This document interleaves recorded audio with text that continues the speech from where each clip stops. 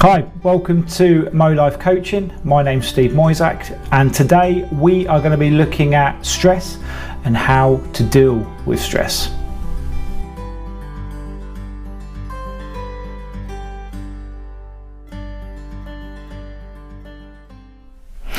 So stress is something that we experience every day. In fact, what it is the body and the mind's reaction to pressure.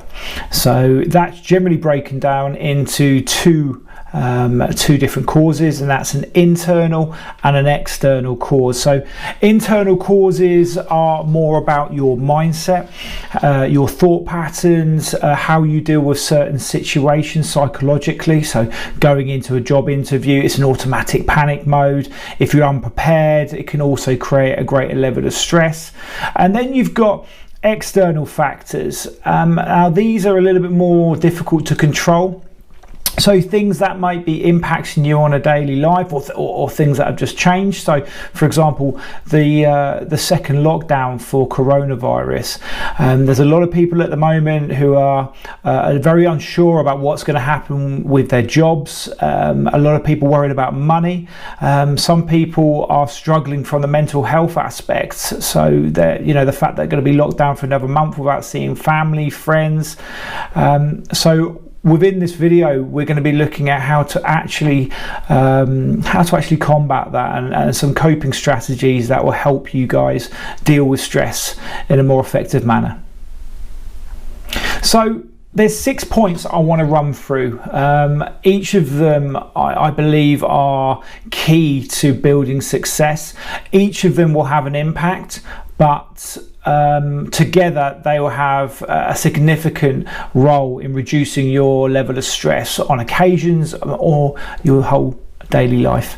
So the first one is, it's all about building routine and planning.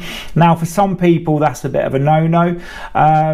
They struggle to plan, but by planning your day and planning the way that you act throughout the day is a great way of reducing stress, because it's getting rid of the unknown.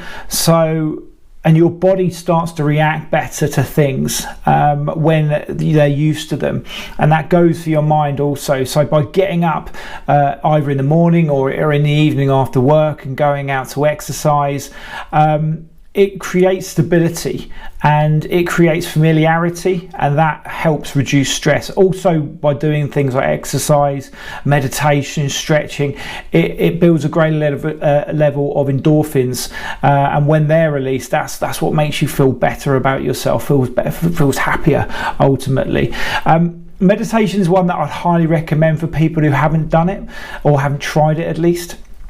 It's basically taking a break from your current state. That's probably the best way I'd describe it. So I've recently got into meditation over the last year or two, and I find it really helps. If you're in a sticky situation, or you're sat at your desk, for example, and it's not working, for whatever it is you're doing, it's just not working, and you're becoming frustrated, step away, give yourself a 5 to 10 minute break, and close your eyes, do some breathing, and then focus on the noises around you. There's different types of techniques you can do with meditation, but ultimately once you've done it, you should feel a hell of a lot more relaxed.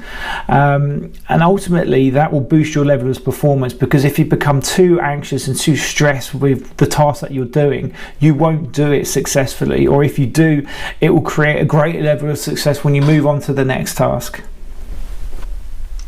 Okay, the second point is really important. This is understanding your stress triggers. So each person will be different. Everyone has triggers, things that set them off. So for one person, it may be public speaking, the fact that they know they have to give a speech in front of 200 people. That may set their anxiety and arousal levels off to the point where they can't cope. Others, it may be workload, either being underworked or overworked. But you need to identify them. You need to make sure that you know what they are, so you can actually deal with them. If you don't know of them, then it's something where you have to go through a task of self-reflection. That's something that at Mo Life Coaching we do quite regularly with people, to understand where they have barriers in their life or in their career.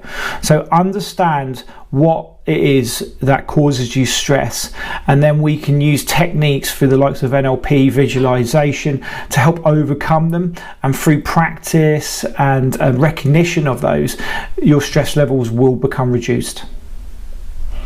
So the third point is all about the feel-good factor, anchoring, some people call it. Anchoring is where you look at past feelings that enable you, well, make you feel better, basically. And you look back and you look to see, how did I achieve that? And also, I want to get to that stage again, especially if you do a repetitive task. So I worked in recruitment for long periods of time, and when you come off a really good sales call or you've done a deal, you have a specific feeling that really kicks in of joy, exhilaration, the fact that you know that you've completed the work to the best of your ability. So basically, note down what it is that makes you feel good, and also how you got to it. If you know how you got to it before, look back and repeat it. Use what you've done previously, and it will put you in good stead moving forward. And again, all of this will help reduce your stress levels.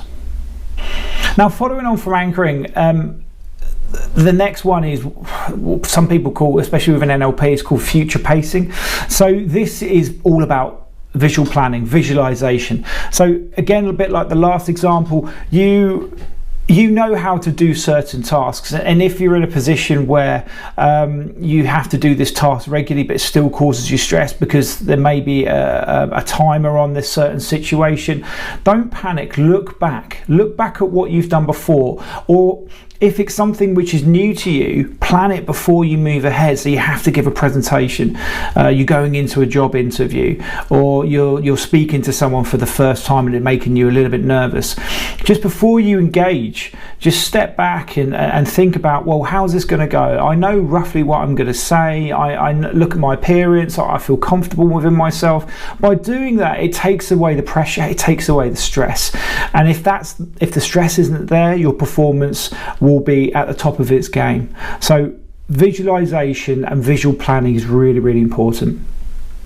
So number 5 is one that I touched on briefly earlier with the exercise, but it's meditation and breathing techniques. And the reason we do this is because it changes your state.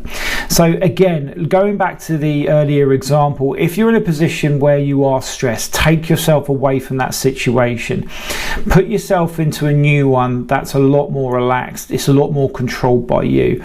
There's certain breathing techniques. Simple one would be breathe in for 1, out for 1, in for 2, out for 2, in for 3, out for 3. And by doing that, physiologically, you are calming yourself down, and it will clear your head. And also, meditation will help you with things such as visualization, sounds, all by looking back into sounds and memories that will help you become calm, things that put you in a mindset which is a lot more relaxed.